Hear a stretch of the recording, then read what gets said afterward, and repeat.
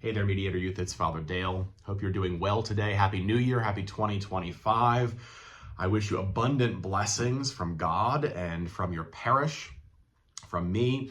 And I hope you have some goals set for yourself, including maybe some spiritual goals, some goals or aspirations that you hope to achieve in 2025 for yourself as you grow as a follower of Jesus. Maybe a little bit more reading of the Bible from time to time, or maybe making a better practice of praying each day, or maybe making sure you listen to these videos each week, whatever it might be. I hope you have some goals set for yourselves.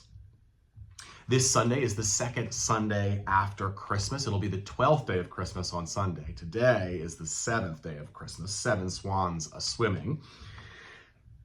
On Sunday, being the second Sunday of Christmas, we get to hear really actually pretty interesting part of Jesus's story in Luke's second chapter. And this is a story of Jesus. It's the one story of Jesus where he is 12. He is almost a teenager, almost a youth.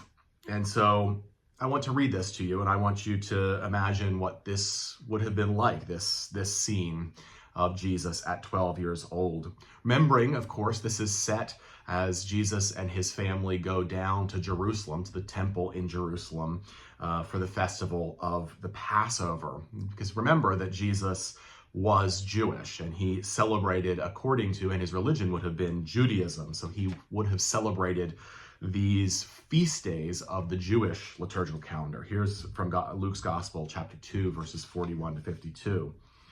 The parents of Jesus went to Jerusalem every year for the festival of Passover. And when he was 12 years old, they went up as usual for the festival. When the festival was ended and they started to return, of course, remember that they didn't live in Jerusalem. They lived up in Nazareth.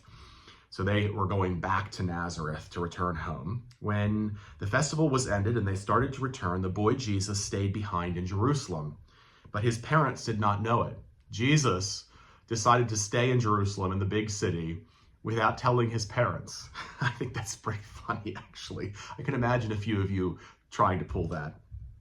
Assuming that he was in the group of travelers, they went a day's journey. Imagine his parents didn't even notice that he was missing until a day later on the road home.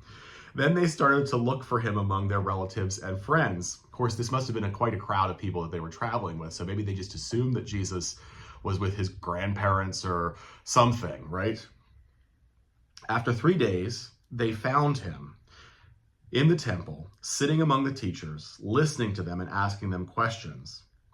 Now imagine that. It took them 3 days to find him. 3 whole days. These poor people must have been out of their minds with anxiety and worry, wondering where their kid was, their 12-year-old kid. When his parents saw him, they were astonished. They were astonished because they found him. He's sitting among the teachers in the temple. And he was having dialogue with them, religious dialogue, talking about things of faith.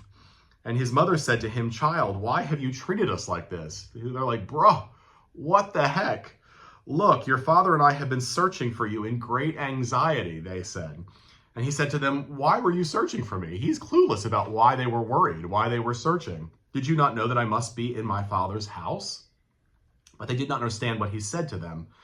Then he went down with them and came to Nazareth and was obedient to them. His mother treasured all these things in her heart. And Jesus increased in wisdom and in years and in divine and human favor. So, of course, he's wondering why they were searching for him. He says that he has to be in his Father's house because, of course, Jesus's Father is God. He has to be in his Father's house. There he is at 12, staying behind in the big city, even when his parents didn't know about it, causing his parents lots of anxiety. But then at the end, he goes home with them and he is obedient to them. You are loved, my friends. You are valued. You have a place. Your true selves are important.